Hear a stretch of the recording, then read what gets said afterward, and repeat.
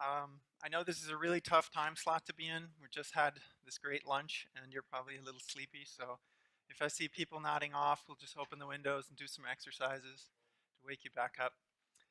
No, just kidding, won't do that to you. I'm here today to speak about JSON API and why I think it's the ultimate anti-bike shedding weapon. And just to be clear, I am speaking about JSON API, the specification, and not just APIs that use JSON as their content type. So a little bit about me, that's what I look like on the internet. My name is Henning Glatter-Götz, and I am a backend developer, at least that's what I would categorize myself as. I've done a substantial amount of work integrating with APIs, developing them, and also just consuming them. And in the last 2 years, I would say, I have been dabbling a little bit in Ember.js. It's a JavaScript front-end framework, so I can build simple UIs for my back-end systems, mainly just for myself. And that's actually how I got to know JSON API. And how those two relate to each other, we'll get to that. So in my spare time, I like to podcast. I am the co-host of a show called Reactive, which is a weekly panel discussion, goes about an hour, that I host with Khalil Lechelt, who is here today. And actually, he was going to be here with me on stage tomorrow, speaking about JavaScript front-end frameworks. So if you're interested in that, come and check that out. And another host on the show is Raquel Velez, and she is with NPM. We just basically talk about the news of the week in the tech industry with the focus on JavaScript. And because one podcast is not enough, I co-host a second one, also with Khalil Lechelt. This one is called Descriptive, and what we do here is we talk to people in our industry that we are interested in or that our guests suggest, and we discover their programmer origin stories, basically meaning that we ask them how they started to get into programming and how their career progressed until the present day. And there's some really, really interesting things we've heard. We've spoken to people like Jafar Hussain, which you might know from Netflix. He's the architect of Falcor. People like Steve Klabnik, who is actually the co-author of JSON API, and many others. We have 24 episodes now. So check that out if you're interested in that. This is the official logo of JSON API. And as you will notice, if you do anything with JSON, this is actually not valid JSON. But I promise you, this is not a reflection of the quality of the project. These people actually do know what they're doing, and they do know how JSON is supposed to be formatted correctly. Their argument, I guess, was that it looks cooler than that. So I guess that's true. So I'm going to talk about APIs that go over HTTP and have JSON in some form as their content type today. So if those two things we consider as common, and the question then becomes, what do most of these APIs actually have in common? And if you've consumed or built any significant number of APIs, you will unfortunately probably come to the conclusion that the answer is this. It's not very much. What I mean by that is that most APIs, or not some APIs, deal with HTTP response codes in different ways. They have different query parameters for the same kind of thing. They might represent relationships differently or not at all. So what that means is that you, on top of learning the domain knowledge when you encounter a new API and learning about what it actually is that it does for you, you also have to learn all the nitty-gritty little technical details and how it works, so you can make it, so you can consume it, basically. And what this also means is that you're writing custom code every time you encounter a new API. So you're writing custom clients to consume APIs. At least that's been my experience over the last 6 or 7 years. And I've integrated with quite a few APIs at this point, also some big reputable companies. And the interesting thing there is that even with these companies where you think they have their stuff together, they have differences between endpoints within the same product. And that's extremely annoying. I mean, things like just how, when a query is performed, How is a collection represented that has multiple results versus a collection that is either empty or has only one result? If you've done this kind of stuff, you probably know what I mean. And the other thing that, one of my favorite ones is for example, APIs that return error code or response code 200 for absolutely everything, even if an error occurs. And what they will then give you is a custom error document inside of the 200 response that you then have to write code for in order to parse. And then they probably have their own custom error codes in them that mean something very specific. So you have to write this huge library to consume this API, which, you know, again, you have to do things over and over again. So to put this another way, I'd like to use an analogy that Steve Klabnik, that I heard from him. And he's, as I said, one of the co-authors for this standard. So basically, we are here in Austria, where the language is German. But we are here in Topconf, the conference, where the organizers have wisely decided that we should speak English because that is probably the common language, or the most common language, where all of us can understand each other, because we have people here from 10 different countries at the moment, I think. And it would be absurd to think that I would stand up here and I give the talk in English for the English speakers, then the German speakers come in and I give it in German, and that's pretty much where my abilities would end, because if then I had to do the same thing for the Italians, I'd have to go and study Italian to learn that, come in here, give the talk in Italian, the same thing for Polish and whatever other languages there are. So we would, I think, all agree that that is nuts, right? It doesn't scale. But unfortunately, that is kind of what we're doing in API land.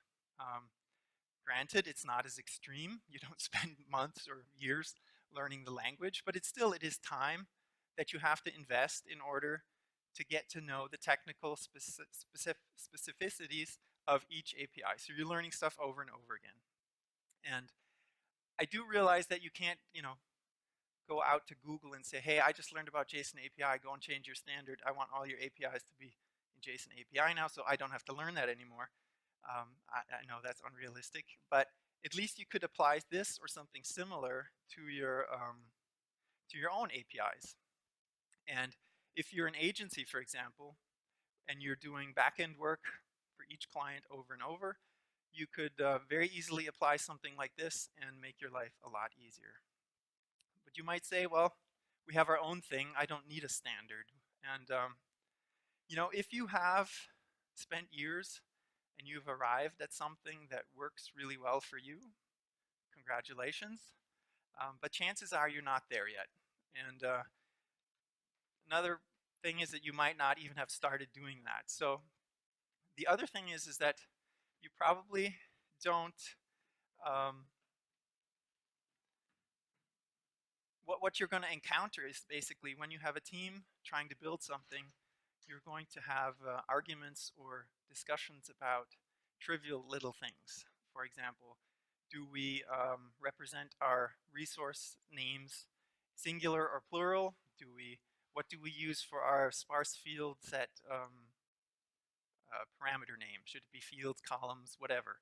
And so you argue about these little nitty-gritty little things that just burn up a bunch of time and are not really essential.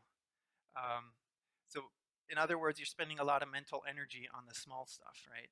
And there's a word for this, and it's called bike shedding. And that's just another word for Parkinson's Law of triviality.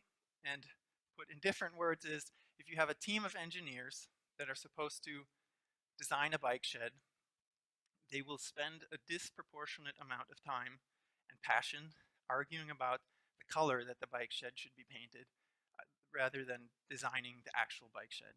And I think that happens quite a lot well, with developers, and at least that has happened to me. So basically, when you have a team that has to decide certain things, usually you get emotionally attached to your ideas, and you might not let them go that easily. And if you all don't, then you're much better people than I am. But when you bring an outside standard in that everybody basically can agree on, and everyone has to sort of give up or compromise to the same degree, it is maybe more likely that you will accept that and use that standard instead of trying to come up with your own. And besides, this has been going on for 3 years. They've been working on this for 3 years, and it's in 1.0. It went 1.0 last year, so it's guaranteed to be stable. It's guaranteed to be backwards compatible, just like the web itself. And that's why I think it's a very good option to adopt to basically develop your own APIs. And JSON API is not the first attempt to do this. There's others, such as HAL, it's the hypertext application language, Siren, OData, and there's a few more. But JSON API is particularly well suited for single page applications. Not only that, but really particularly single page applications, because it was actually extracted from Ember data itself, which is the data layer for Ember.js. That's where those two things come in. Yehuda Katz basically took that out of the Ember data library that they had back then and came up with the first draft of the standard. And since then, people like Steve Klabnik and Dan Gebhardt have taken this into version 1. And they're actually working on version 1.1 right now. So that was sort of the history behind it a little bit, the theory. Let's talk about some specific stuff. I'm just going to let you know what's covered by the standard itself, which is content negotiation. The document structure, I'll go over that in very rough terms. How we fetch data, creating and updating data, as well as deleting resources. Query parameters, there are some reserved ones. How errors are represented, and one of the things that's really important to me is HTTP status codes. It actually dictates how and in what cases which kind of status is supposed to be used, which I personally think is very nice. So content negotiation, if you've dealt with any kind of API with JSON, you're probably familiar with content type equals application dash or slash JSON. This standard has its own registered content type, which is application slash VND .api plus JSON. So just in case it's not important, just in case you encounter it, you're wondering what the heck that is. VND stands for vendor, but this is the one for JSON API. The document structure itself, like I said, we'll do in very, very basic terms. So let's assume we have two models, articles and people, and it's very, very simple ones. The articles has ID, title, a body, and a created date, and the people or a person has ID, first name, and last name. And the simplest thing I could think of to request a single resource, in this case an article with ID 1. This is the bare bones document that would be still valid and would be in the response.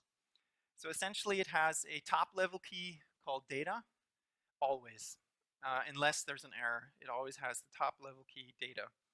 And inside of that is either a collection or a single resource. In this case, because we requested one, it's a single resource. And the resource has at minimum type, ID, and attributes. And those are also reserved words, so you can't have type or ID inside of the attributes. I think the same goes for attributes too. And then attributes is, so type is simply the type of the resource, so the serializers and deserializers know what they're dealing with. ID obviously is just the unique identifier for the resource. And attributes is simply an enumeration of all the fields. But we said that we have two objects in our example, and they're actually related to each other. I decided that an article has exactly one author. So the relationship would be expressed like this. Basically, there's a relationship key underneath attributes, and inside of it are named relationships. In this case, we have author, and it has links to itself. So the resource, the relationship resource has a link to itself. If you wanted to fetch that, you can do that with the first URL. And related is actually the URL to go and get the author for this particular article. So this is how the server communicates to the client, hey, if you want to go and get these other things, here's the links for that. Go ahead and do that if you so choose to. But if we want to actually not do a second round trip to the server and we want everything at once, we can also do that with a reserved query parameter called include, and we just basically specify which relationships are supposed to be included in the response.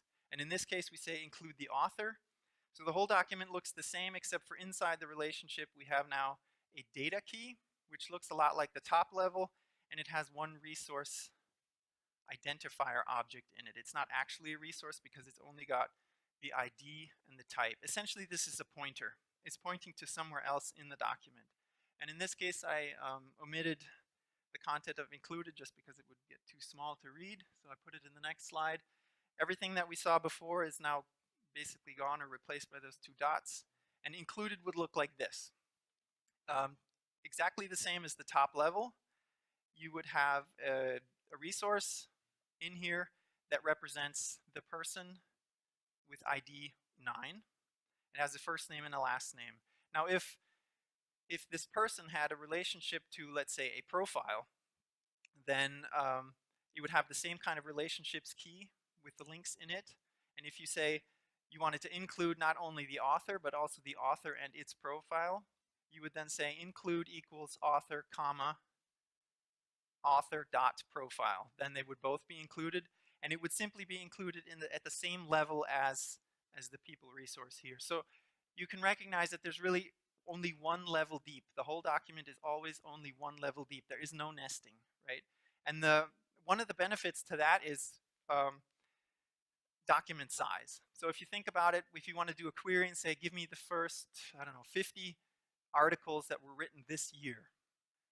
If, let's say, half of those are written by the same author, you can see if you did something like HAL, where you have the relationships nested, where you'd have article and you'd have the author inside the article, and inside the author you would have the profile, you would get this enormous document with a ton of data duplication. And this way you can shrink your payload size. So those are some of the simplest structural things I wanted to show you. The specification also handles things like what characters are allowed in query parameters or keys or names, how meta information is communicated. So for example, if you did a query, again, give me all documents written last month or something like that, but only give me 50 for now, and the result actually had 256 or whatever, then in the meta key you could say the complete result contains this many 256 results. So information that's not directly related to the data could be put in a meta key. The spec also talks about how to deal with pagination and filtering. So one more interesting thing in the URL, or how sparse field sets are handled. This is also a reserved word. It's called fields, and you can basically think of it as if you had some sort of resource that has a really large number of fields, you can specify exactly which fields that you want out of that. In this particular case, or this example, I say fields for articles, for the resource articles, only give me title and the date.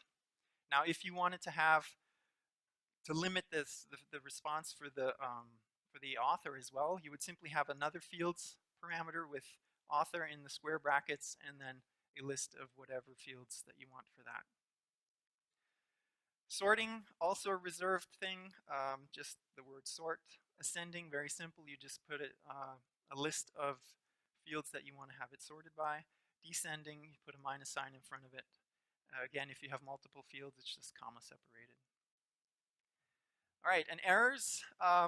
This is very, very lenient or lax, however you want to call it. The only requirement here is that you have a top-level key called errors. And inside of it, or errors then basically is a collection of objects, whatever you want it to be. They do, however, have recommendations.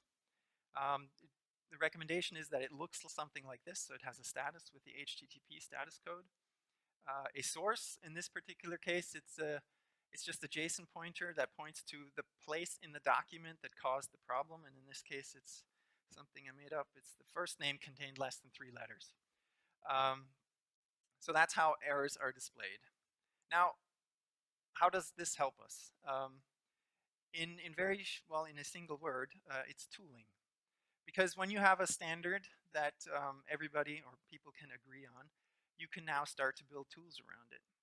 And why do we want tools? Well, you can that way ensure repeatable results, right? And that's what we like. When we encounter something, we do something over and over and over again, we build either a script or a tool or something to do this. So in that case, that's what we could do here. And this allows us then to no longer have to focus on the technical part of an API.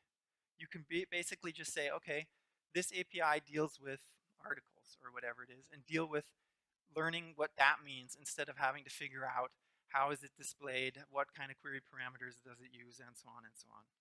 So you no longer have to write custom client code, at least not as much. You have to write a little bit of descriptive code, but nothing that really deals with parsing the document or generating the document.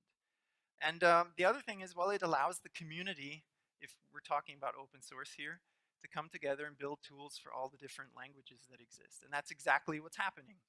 So for the client, there exists now several libraries for each of these languages. JavaScript, of course. iOS, I presume that means Objective-C and Swift. And Ruby, of course, PHP, and yes, Perl. I was quite surprised to see that. About 2 weeks ago, the company Booking.com released or open sourced their server and client library in Perl. And server side is a little more involved, but it basically contains all the server side languages of importance: PHP, Node, Ruby, Python, Go, .NET, Java, Elixir, and of course Perl. So I'm going to give you just a little bit of an example, so you have a sense, at least, of what it could be like to use something like this, and you can compare it to whatever you're doing today. Just because I know the Neomerx JSON API library, it's in PHP, I'm using that on the back end, and then we're going to use Ember Data on the front end, that's JavaScript. And just to be fair, Ember Data is probably the first JavaScript library to do this, and is probably the most advanced. And the amount of work required is ridiculously low, so it might not be that way for all of them, but we'll see. So essentially what happens is when you get an API request in on your server, you figure out what the query parameters are, you build your queries, and you go and have the database go fetch the data.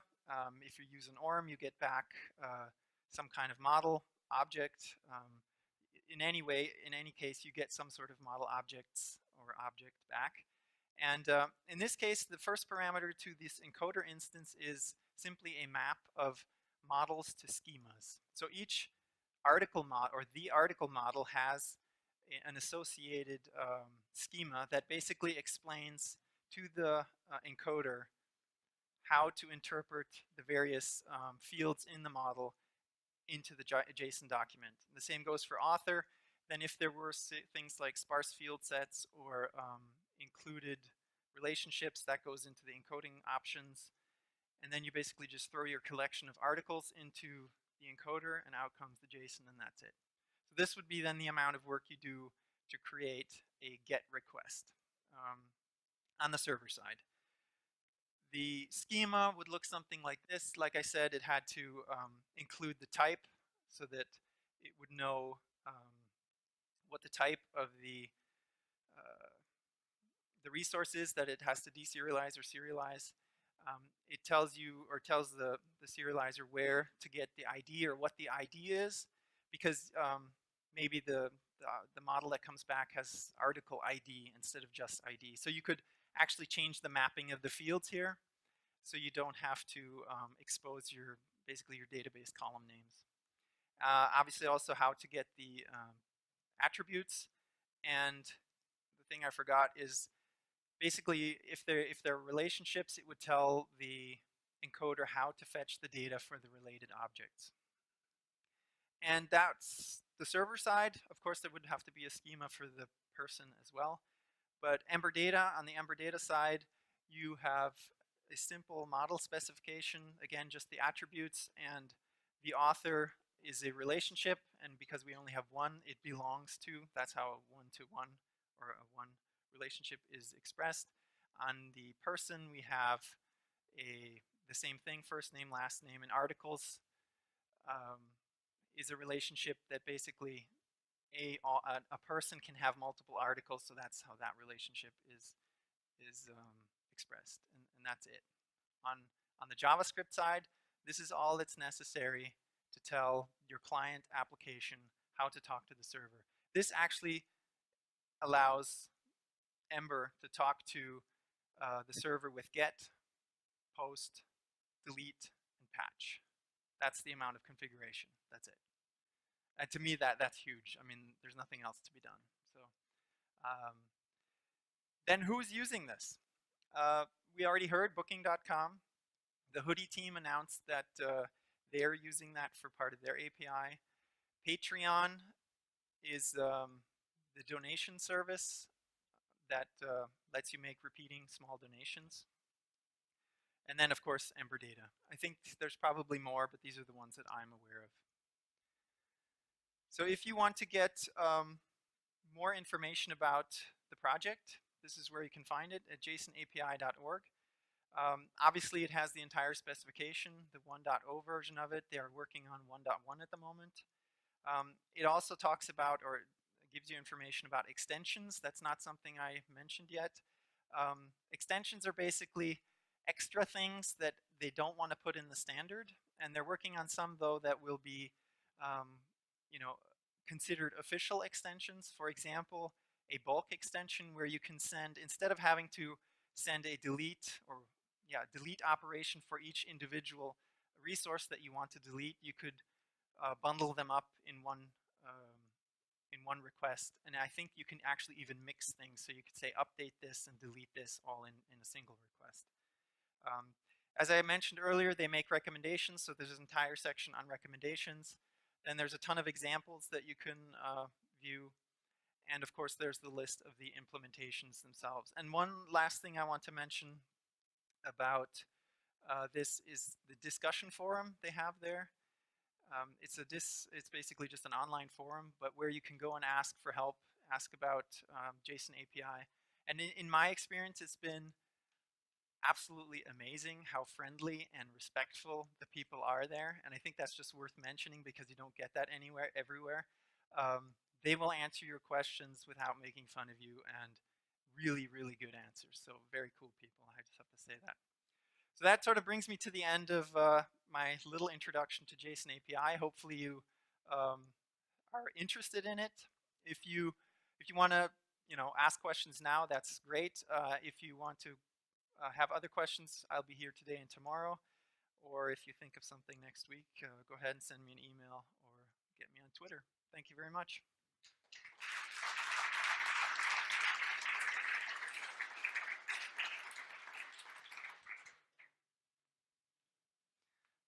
Yeah. Yes, it does. It's yeah, the standard specifies to some degree how you should express pagination. Yes. Yeah. Yes. I don't think that they have Java yet on the client. No. There was another question there.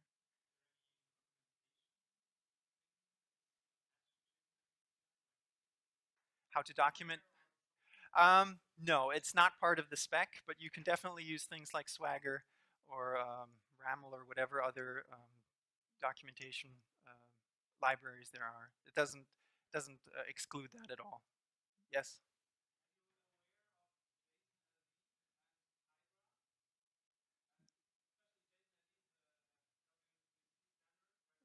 Yeah. No, I am not actually. No. Any other questions? Yes.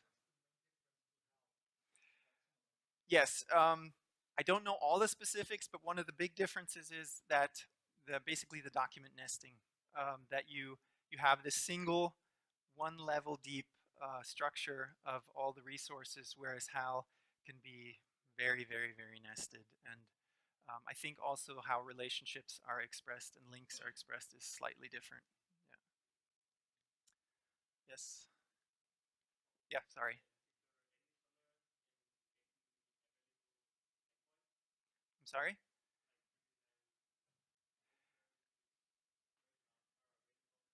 Oh, like hypermedia stuff. It's not part of the specification itself, but there's nothing that basically says that you can't do that. Yes. So you could build in link systems that would tell you, basically let you make it self-discovering, yes, like hypermedia. Anyone else? Yes.